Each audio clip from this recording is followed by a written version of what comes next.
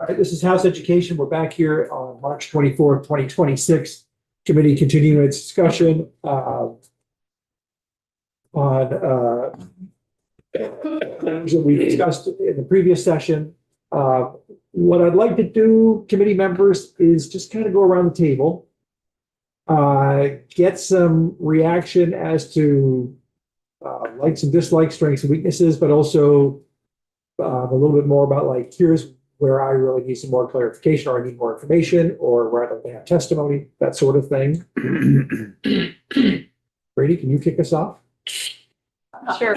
Everyone's gonna kick us off. Yep. And I'm gonna circle around this way. I better start. I don't have a huge amount to offer at the moment, but since I wasn't put on the spot like a pretty much, I'm happy to share just a couple of thoughts. And one of them is how much I appreciate the ability of this language to engage folks locally. You've been asking.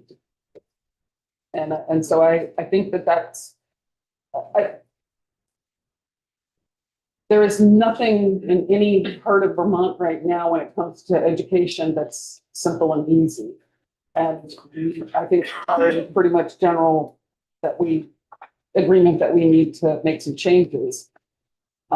So I appreciate the direction this is going. I guess when it comes to specifics, the study committee, I'm probably more familiar with some of the study committee language than others since I've used it so many times, but I like the shifts that have been included in here.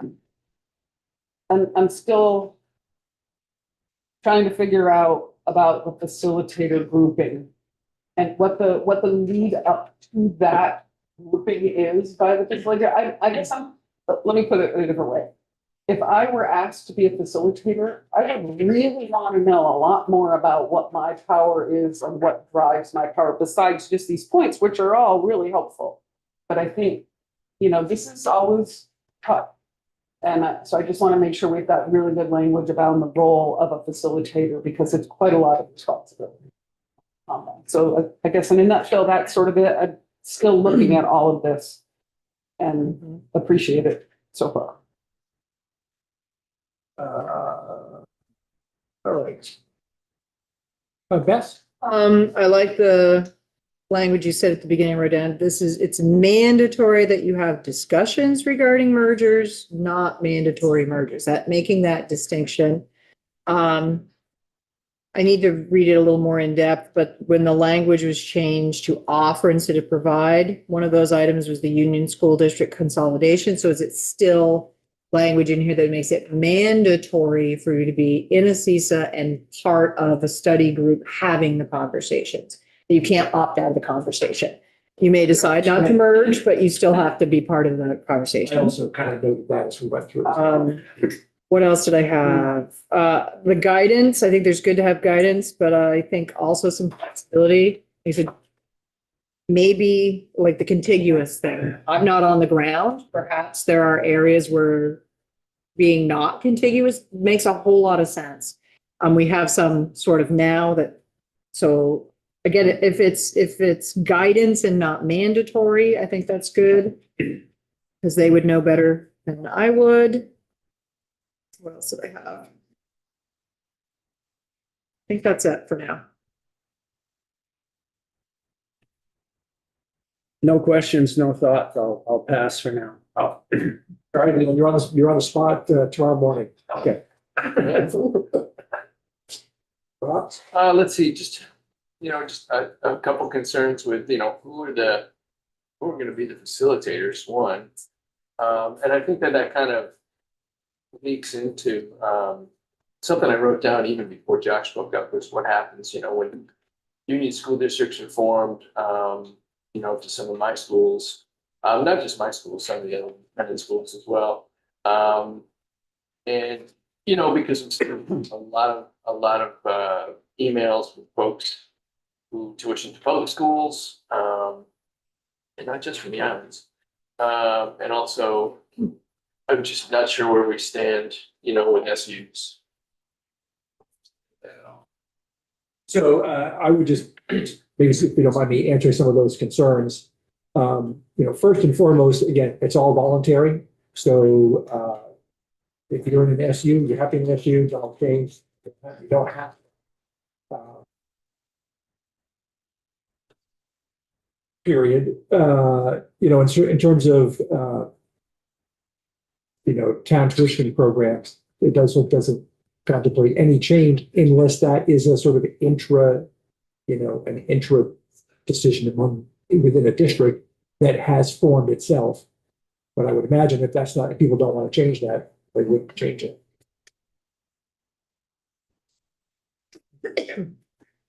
Yeah, I think I definitely really appreciate where we are with this language. I think, not to repeat things that others have already said, but it's sort of responsive to what we're hearing from Vermonters. It's, pushes forward one of the core recommendations of the redistricting task force. I think it's really helpful. We heard from Vermont's first BOCES, so we've got a lot of sort of local insight into what that process has looked like here in Vermont. We heard from national experts. I feel like we heard a lot of the right testimony to sort of move us in this direction. And appreciate that we're using a current law structure to sort of push a voluntary or to push the conversation forward. So I think it is helpful that it's a process Vermonters are familiar with.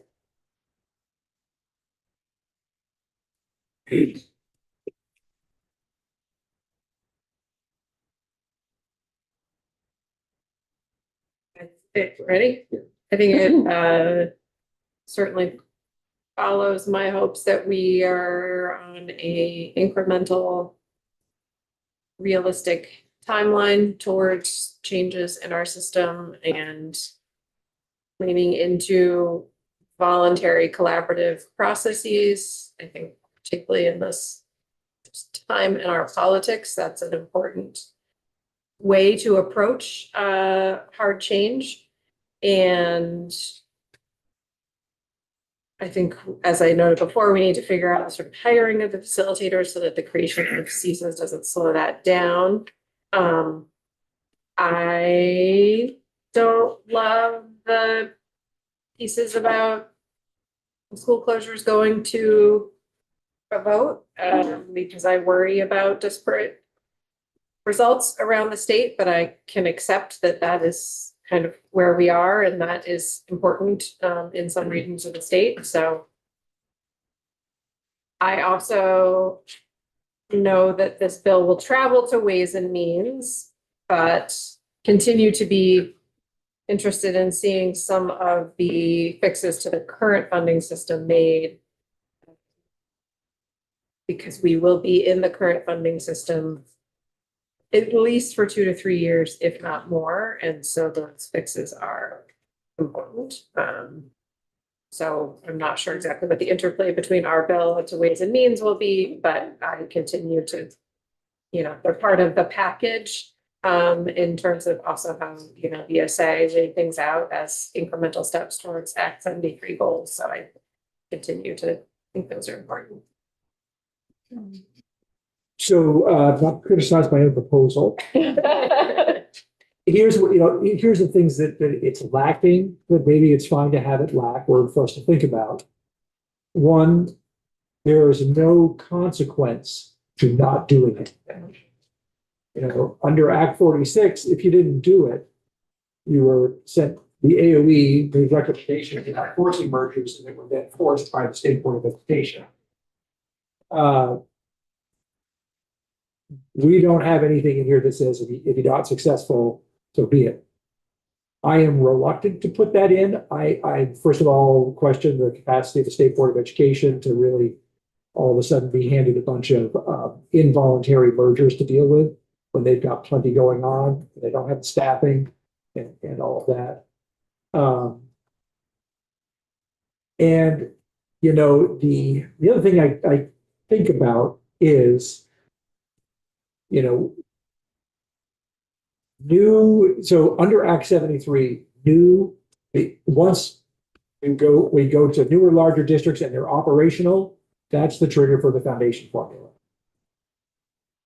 If some may do stuff, some may not here. Is there a trigger? What happens with the foundation formula and all this? I don't have the answer to that, but what I can tell you is the Senate version has said the foundation formula starts a year later than is proposed regardless. I'm not sure I'm willing to go that far. Certainly willing to have that debate if they were to take ours and go that far. But I think that we should all be looking at this as a moving towards a foundation formula is inevitable. And I hope that is the motivation.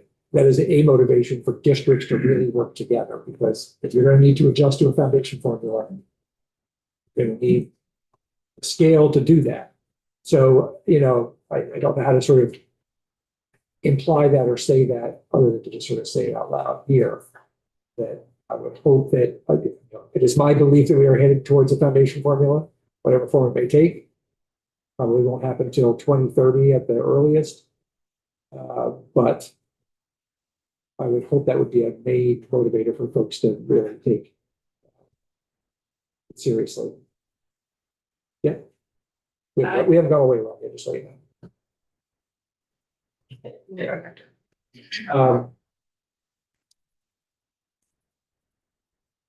It's something I like voluntary better than sort of saying, here's the way it should be.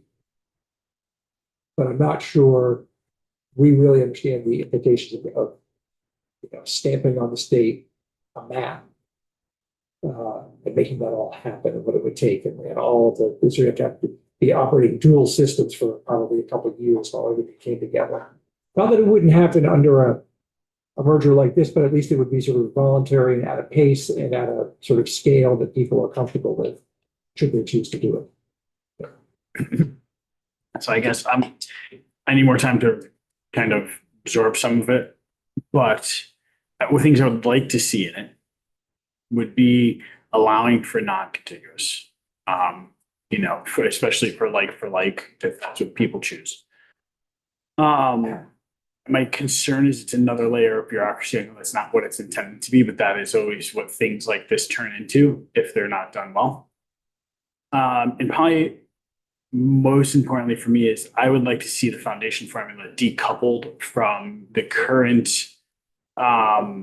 requirements around districts or new maps or whatever they are, and make it so that a foundation formula happens regardless. Nothing else comes out of anything else. The foundation formula moves forward with even the current way we do things. Like it just changes our funding model, which would become more repeatable for our constituents. I'd love to see us put something in there that does those things. Yeah, I think you're echoing much of what I said just in terms of the future of the foundation formula. Mm-hmm. Yeah, I would have to agree with. I wasn't necessarily advocating for that, but I if we don't do it, it probably would happen in the Senate because that's already the path they're going down. And by day, I should say, there's a proposal within that committee that has not been decided on or anything. Yeah, I'm sorry. You said it echoed what you said, but I actually wasn't what I heard. I heard you say that the foundation formula is inevitable down the road kind of perspective, but that's a different. Right. So of course, we could intentionally decouple it, as you're saying. Yeah. That's what I think Yeah, it's going to get decoupled, whether we do it or it happens next year or the year after. And I'm not suggesting we do it. I'm suggesting that it's probably going to be a reality. But I think, setting up the runway for that now, it's better than just keeping kicking that can till it happens. Yeah. 2 cycles from now. Yeah. I appreciate the input, everybody. Leanne, we were sort of taking a strengths and weaknesses, thoughts for more, thoughts for less roundtable. Yeah, I actually did hear, I just wasn't at the table. I think that it's really important that we are going with the voluntary. I think that this would lose ton of support from rural areas if it was to be mandated. I am a little bit worried about sort of that 3-year timeline on a school for the voters to opt out after they've joined a district, because perhaps voters might see a difference between joining a district and joining a regional school and want to join a district without necessarily having their school closed. And once they join that district, that's a little out of their control. So I guess in my ideal world, that would be perpetual. But those are sort of the things that I'm thinking about. I think this is what Vermonters are asking for, and this is a good compromise to moving towards those larger districts that I'm already hearing people, including superintendents within my own community, get ready for without sort of forcing it on everybody. Yeah, thanks. So I think one of the philosophical things for us to think about, which you just brought up, is, okay, the school closure language will always be something to have to think about. What I put in there, I would say I suggested it as sort of a political compromise. Your comments, though, are making me say, does it become a disincentive to merge? If we take away the right of sort of self-determination within articles of agreement to decide that on their own. I'm going to think about that. I think it might, I don't think, yeah, as much as I think it has been a real impediment to, consolidation at the small school level, which needs to happen. I was talking with somebody from a big architecture firm that does a lot of the school stuff yesterday, and he was saying, the real money savings. And of course, we saw this in studies. Is when you start building elementary schools of 200 to 500. That's where the real efficiencies of scale come in. 500. What's that? 500 kids. Yeah. 2 to 500, where you can offer a full-time person, a full-time this and all that. Can I make a suggestion for how that language could be? I wonder if we could tweak it so that after that 3-year timeline is up, it becomes that a school that is meeting academic targets towards growth and coming in within some kind of parameter related to foundation formula would still require a vote by the people. So if they weren't doing those things, then it would no longer require a vote. In 3 years would be up. But if they could argue that they are thriving based on parameters we set, that 3-year thing would not be over for them. Did that make any sense what I just said? No, yes. Yes, it did. Not sure. Yes, it makes sense. I would just say it would be us coming up with a long list of parameters, and I would almost say I'd rather just make it self-determined and articles of agreement. I mean, I would be fine with that too, Yeah. but if we went towards the end of the 3 years, I still would be looking for an out for those schools that are thriving. The problem is there's so many factors that go into decisions. Seems like the big things we've talked about though, are students getting opportunities, and I think across the state, we disagree about what those opportunities are. Like I pointed out before, that not every high school has a woodlot, and that's really important to some of the high schools I represent. So, are they meeting those academic standards and the cost? Those are like the two biggies. Okay. Then after that.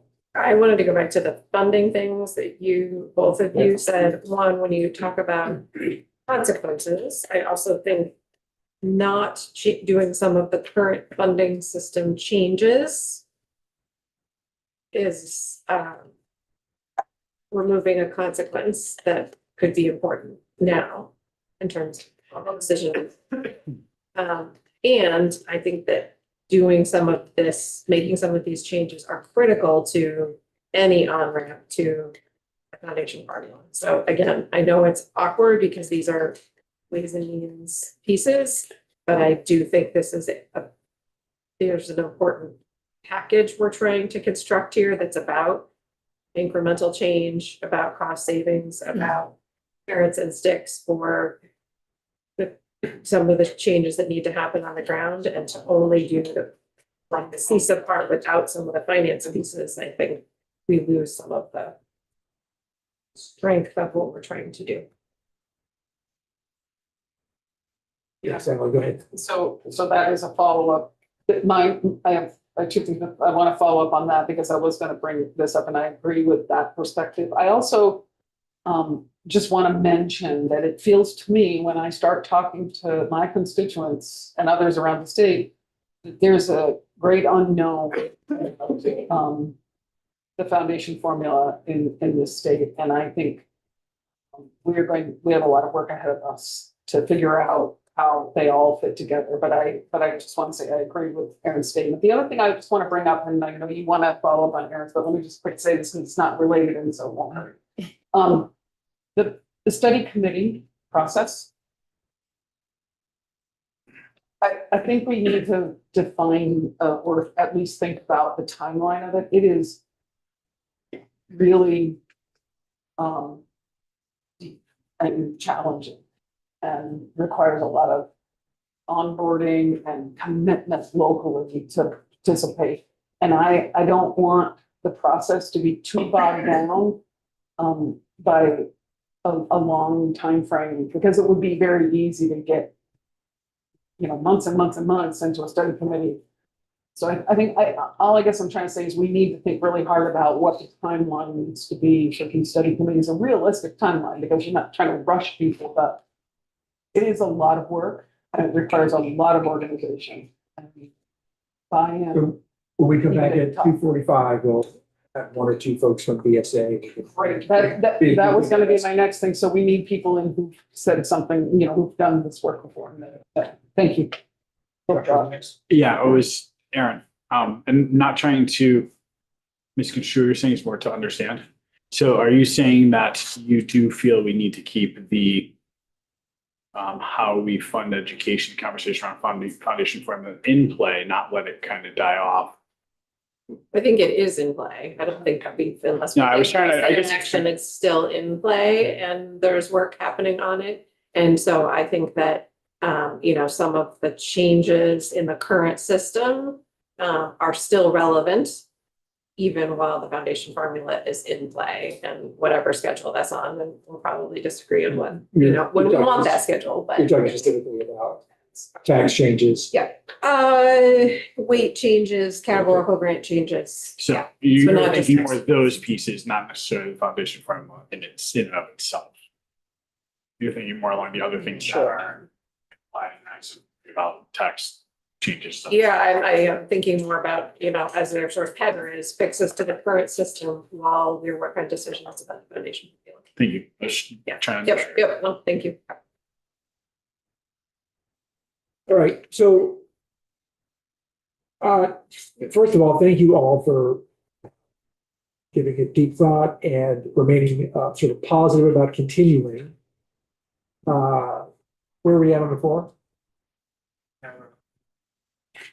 Data brokers? Still to 11. Is that data brokers? I'm sorry. They break for lunch? Yeah. Oh, okay. They did. Not that I'm concerned. Back at one. Okay. So I'd like to be able to give some direction to the legislative council, but I don't think I have enough there. Unless if we would like to talk about lines on a map. I don't know if anybody's feeling prepared to talk about that. Not yet. Well, or let's talk about questions about lines on a map. Yes, go ahead. So is BSA going to offer us some insight onto where they think these? I've not asked. Okay. I think the testimony we're gonna get this afternoon is more about the process laid out here is very similar to Act 46. What are lessons learned? Yeah. Great. And I think like Emily's like, how long should a study committee have? What resources need to be available to them? Et cetera. Yes. So when it comes to the conversation around CISAs, I am still not sure what a good CISA map looks like or doesn't look like. Your map, I think, is closely, if not basically based off of the association agreements. I do, for whatever reason, I guess I can't explain it extremely well. I do like Leanne's version of a CISA map around the CTEs, but I think that there's something to be said about something's got to happen in that Champlain region just because the population count is so high. Right. So I mean, when it comes to maps on CISAs, and I don't know why, but hers like resonates with me for her. Yeah, let me talk a little bit more about the decisions I made here, but first again, understanding that, the, sort of the groupings of people to form a study committee are based on the colors.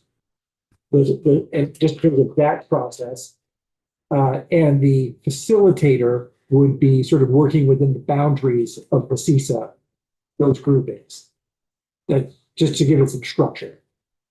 Okay, why I'm a fan of the CISA boundaries being somewhat based on the Superintendent Association regional meeting is these are areas where superintendents are already working together on, it might be professional development, but it's where they're all talking together.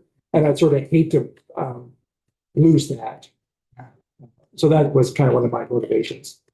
Now, as I look at it, some of the places are big. Leanne, maybe you can help out in the sort of center top, that green bunch there. Is that Lakes Region? Lake Region, yeah. You have both Lake Region and Hazen Union High School in Yeah. that. I don't know if the idea behind this is that those would eventually be one high school. This is really just Okay. people getting together to talk. So I'm wondering if it would be, I think I would, I guess, want to talk to David Baker and Jackie Tolman before I had a real answer on that. But what I would say is that my impression culturally is like Region and North Country have always been Mhm. paired more than like Region and Hazen. Yeah. And that Hazen is more like a People's Academy pairing. so then that line that is there that kind of divides it is appropriate or? I. Wait, You mean the CISA line? The CISA. CISA line that divides the green. That divides the green. Oh, I see, right. This is kind of confusing, all the different Yeah. options. Yeah, we just have to. Yeah, I would say that Lake Region and, so that would mean like Region and North Country and St. Jay would all be talking to each other. So Well, we have other lines to draw, so perhaps. right, Right. in this version that you have, does that mean that theoretically, like a town like Glover that's right next to the St. Jay district, District 12, could theoretically end up in the St. Jay district instead of? It's actually Kingdom East. I think that the answer to that is it depends. And maybe we shouldn't get too Yeah. big on the lines until people have a chance to go home. But our language, I would say, needs to build in enough latitude if it doesn't already, for somebody to say, hey, this putting us here doesn't make sense. We need to be over here. Mhm. And just we do say that can happen. Right, well, I guess what I'm wondering is for the dotted sort of the Thick dark the lines. thick, dark, black and white lines. Yeah. Those are the lines that indicate a group that would be the CISA group Yes. talking to each other about what the district should be, correct? I would say that the big dark lines would be a CISA.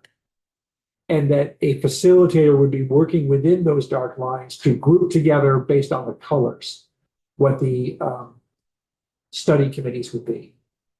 Okay, so like a single study committee would be like Albany, Glover, Irisburg, Barton, Westmore, and Brownington. Is that correct? Is that all? That's all the top half of the green district. Right. Right, well. But, oh, so and it's- then they would be meeting with the bottom half Well, of the I green mean, district. so I would say that green up there is something that's solved, because we've got a line. right Okay. there. I have to say, I'm not sure I totally understand your.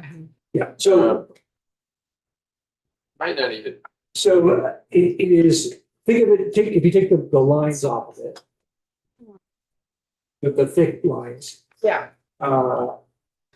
these are all places that I'm suggesting should be grouped together on a study committee where they would talk about whether they should form a larger district. So this is, this entire thing, like, this is No. one study committee? Nope. No. This color. looks like The colors. the little Okay, colors. well then this is the part, I guess, I'm sorry, I'm not trying to sound like so dumb. But like, the part I don't understand is the colors are a study committee, so what is That, that, this that, representing? The one that line is a problem that needs to be solved. Yeah. That's what I was asking you about. So that thick, dark line that splits that was simply by virtue of me overlaying one map on another. Okay, And and that's why I'm saying I need help making changes. So that does not make sense. Potentially. okay, so we have 27 Yeah. study committees on this map. Yep. Okay, Yes, Well- yes. And that problem could be solved either by changing the color regions or the CISA regions or both. Because 5 CISAs, you said, is probably not enough anyway. And I will say the other flaw here is that really Chittenden County Probably needs more. needs more, and there is no study committee required because the districts are of a certain size. But I would hate to leave them out of the Right. study committee coverage. I'm just confused about this line in here. Yeah, it gets confused. That's, I don't know how that ended up like that, but we've got these tricky interstate. Yeah, I get the interstate school district. So, but there's this little Right. black, this green part here, that's not an interstate school district. I think it's just the way the map. Yeah, kind of came I out. think you just got to remove that. This, line. this line right here, We need to find out. I think looks wrong, but okay.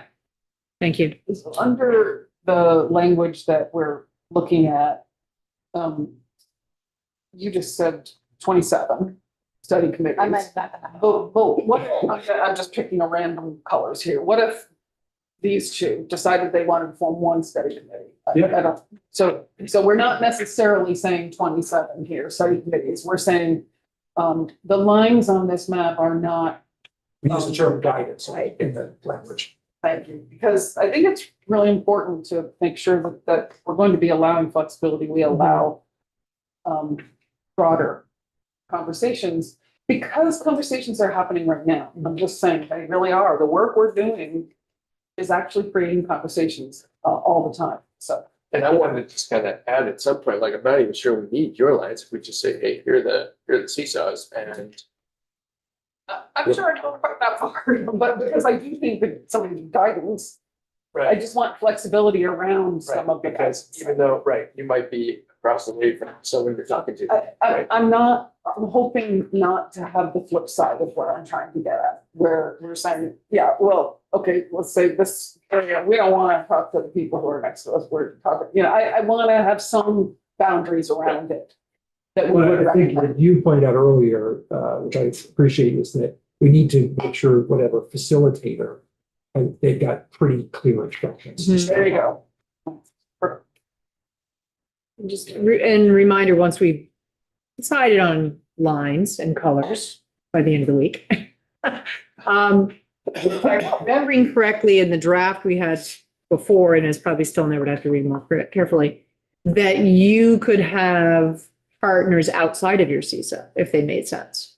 Yes, So these are not hard and fast must do within these boundaries, because you say, oh, you're in this Glover, Yeah. is in another CISA, but boy, we'd be a perfect partner together. So you still have the flexibility of justifying those decisions across these lines and colors. Thinking out loud. Guidance, but Like flexibility. I like to say in the papers. That's actually a very good reason to get these discussions going before CISAs are formalized. Right, Because if they also say. change the CISA. Change. Okay, thank you. So you're welcome to weigh in. We started off by sort of going around the table, talking about not I'm opposed or I'm for, but strengths and weaknesses, concerns, compliments, and what more do you want to sort of know about? And, you just want people don't need to participate, or if you don't want to. Oh, I'm right. Yeah. No, one of the concerns I have, and I guess I want a little bit more information on when we, the makeup of these study committees in this, both study committees. I think that's gonna be very important. That it's structured somehow. Or outlined somewhere. Yeah. Good point. Somewhat.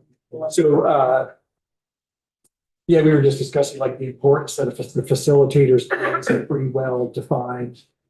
The study committees, we're gonna have testimony at 2:45. We can ask, folks who've been through this before, that as well. Yeah. Appreciate that. Just an update, everybody. H211 amended and read a third time by voice vote. And they're on H577 now. Yeah. Okay. What was H211? Debt brokers. Okay. And now it's 577 Which is. prescription drug discount card program. Treasurers. Oh, Unlike all of you, I haven't memorized every one by. I haven't either. Leanne, I have it in front of me. Then it's 718 that I want to be on. We'll That's we'll like, break for that. We're at 2:45. Okay. 2:30. Sponsored by someone in my neck of the woods. So. All right. So Campbell's bill about energy buildings and energy codes and construction. let me just ask, as everybody has sort of been, do we have anything we would like to assign to legislative council between now and tomorrow at this point? Lines on that? Allowing for contiguous or for Oh, yeah. non-contiguous and decoupling condition. So we can allow for non-contiguous by taking out any reference to contiguous. Yeah, we could take that. But it is guidance though. It is guidance. So you could either put in as practical or just take it out entirely.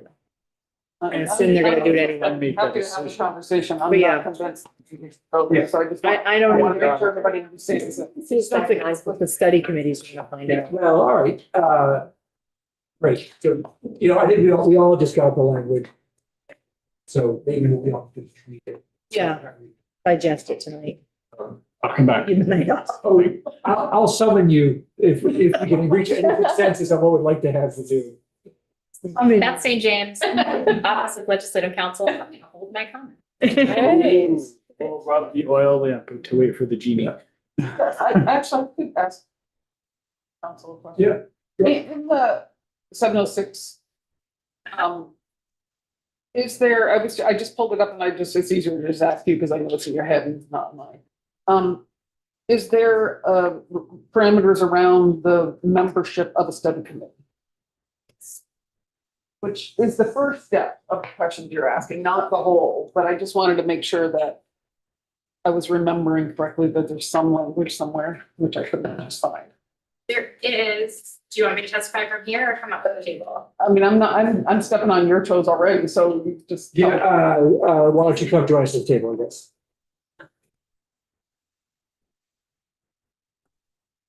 Sorry about that. And who are you? Today, I suppose I am Beth St. James. Legislative Counsel.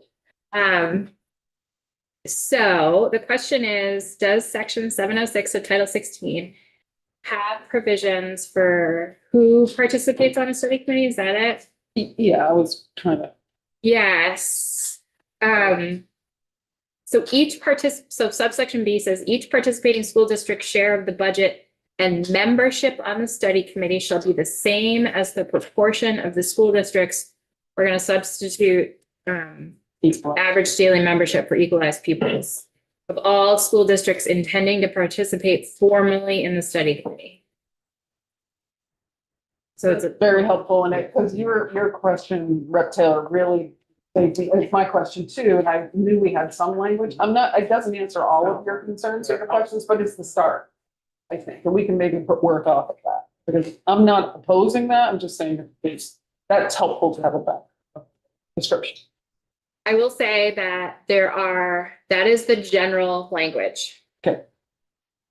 We have not gone down this road yet. It is something to be aware of. Is that chapter 11 is so specific and helpful that it has separate provisions for membership on a study committee for already existing union school districts. So if you are an already existing union school district, for the purposes of the study committee, all of the towns that are a member of that union school district are one municipality. And so apportionment for existing union school districts, it's the interests of the existing union school district shall be represented by its member districts on the study committee. Okay, so it's the member districts. Okay, sorry. Got it. Oh, that helped. Yep. Thank you. And then it gets even more specific if a town is a member of a union elementary school district and a high school district. It's not, and so it gets very specific. So it may not be the same for every single town in Vermont. But chapter 11 theoretically covers every variance that could exist and has specific direction for what membership on the study committee would look like. Got it. Wait, sorry, So- that means if you already are an SDA, then that is your study group, you can't make a new study group? No, this is about, so, Membership on the. yeah, so theoretically, a long time ago, most everyone was a town school district. And they were forming these study committees to form union school districts for the first time. Okay. And so membership was real easy. This town, this town, this town, they're all independent school districts. They get together, they form a new union school district. But now we have had so many union school districts form that membership on a study committee could potentially be 2 union school districts and a town school district. And so chapter 11 has language for each instance, each example of different types of school districts that would be participating in a study committee. So it balances the membership, basically. It's the idea. Sure. So I love the, that. That's right. Potential. the challenge here, I would just say, Place to that we need to start. think about is that you don't want these study committees to be 25 people. Right. And how do we, we may need to, it's not well, it is a legal entity in the sense that it follows open meeting laws. We could make representation be 2 board members from every board, just get together and talk and not have it be proportionally representative, which is going to be meaning that, you can have 23 people. Because it is, the job of this committee is not to create something without voter approval. It is to really get together, talk, and issue a report. So that is something we need to think about, because if you, kind of look at, especially groupings in the Northeast Kingdom where you because there are so few people, but so many towns, it's a bad representation. Or how do you represent a non-operator? Anyway, we may just want to come up with our own session law that says study committees shall consist of 2 board members from every district that is part of that grouping. Just to get think about it. Yeah. Would it be helpful for you tomorrow if I did a very rudimentary chart, remembering that I am not a graphic artist, on what chapter 11 has for membership on a school district or a study committee? That would be really great. Thank you. These study committees make recommendations. Nothing, right, a report, basically, and then no action can be taken without a vote. Of voters. So the process would be study committee issues a report that is either don't believe we can get together and we'll see any advantages of doing it, and here's why. Yeah. Or we would like to do it, and then what they're really coming up with are articles of agreement.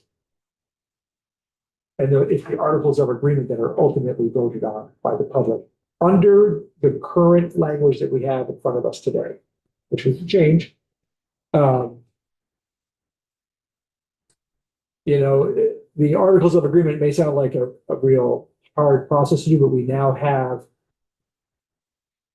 many examples of articles of agreement, plus an articles of agreement template that is created. So it's not as burdensome as you might think.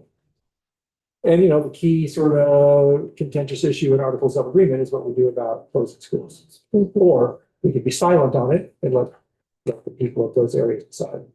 That's a great idea. So it'd be a vote of the 2 or 3 districts that are proposed to join these articles of agreement, so those districts would vote. Yeah. And the majority, Well, this is a good question, right? This is a Right. very good, under chapter 11, if we vote on articles of agreement among 5 districts, and not everybody goes for it within those districts, what happens? Depends on if those districts are all necessary or if any of them are advisable.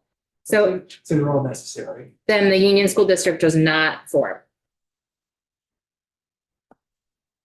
And in fact, that's exactly how it worked in Act 46. It's chapter 11, it's current law, yep.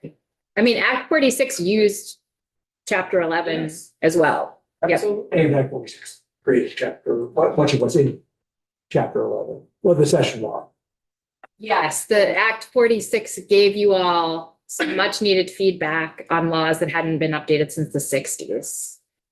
So did 153 prior to that, because Yeah. I mean, the articles of agreement were Yeah. used in 153. And that was one of the reasons why my region had an easier time, because they had formed a 153 study committee and it failed. The vote was a failure. But they had those articles of agreement already formed and proposed. The communities who were involved were part of it. When Act 46 law came along, they actually formed the study committee, used the same articles of agreement. I don't think there were any changes made. And then it passed. Because there were incentives. And I'll just mention that to us. But, Yes. Yeah, I am just myself thinking about the fact that one district out of 5 voting to merge could kill the merger. If it's. So, you know, we can think about saying they could, but it's all voluntary, so one would imagine they would have dropped out and become advisable, not necessary, before it went to a vote anyhow. I mean, yes, that is trying to predict the will of the voters. I will, as I'm making my rudimentary chart, I will. If I think it would be helpful to you all to do a rudimentary chart for the vote piece too, I will also do that. The vote is not each town that would be forming the new Union School District. It's each school district. So you're gonna have different potentially representations. Like those votes are gonna carry a school district that is a union school district that is currently made up of 5 towns. It's the vote, the majority vote of all of the voters voting in that school district. In a town or city school district or incorporated school district, it's just that town or city. So, in the most basic terms, without any of the exceptions, if it's a union school district and a town school district, if the town school district votes yes, and a majority of the voters in the union school district vote yes, and those are the only 2 advisable school districts, then the union school district forms, even if you didn't commingle the votes, 3 out of the 2 towns within the union school district didn't vote for the merger because the 2 towns that did vote for it outweighed the votes from the other 3 towns. Right. So I would just be cautious on the use of the term town versus school district when we're talking about this. Which really means general school district. Can I throw an example and ask how that would fit? What happens when a town is part of a union school district and is their own district for different grade levels. Yeah, that's, Same, it's two different entities in one town. yeah, that depends on it depends on what district is part of the study committee. So it's possible, theoretically, that you have a whole bunch of high school union districts forming one new high school union district, and a whole bunch of elementary union districts forming a new union elementary district, and they're all the same towns as members of both districts. So do you see what I'm saying? Unfortunately, yes. You're saying, I don't know if that situation would exist in our current landscape. Right. There aren't that many situations. Yeah. But let me work on, see if I can come up with a chart. No promises. Right. I guess, I am tempted to say to the committee, let's go to the floor for 45 minutes, and then come back for testimony. I'm sorry, 2:30 or 2:45? 2:30. So would everybody like a half an hour on the floor before we come back? Yeah, and obviously, people don't come back, I'm going to assume that there's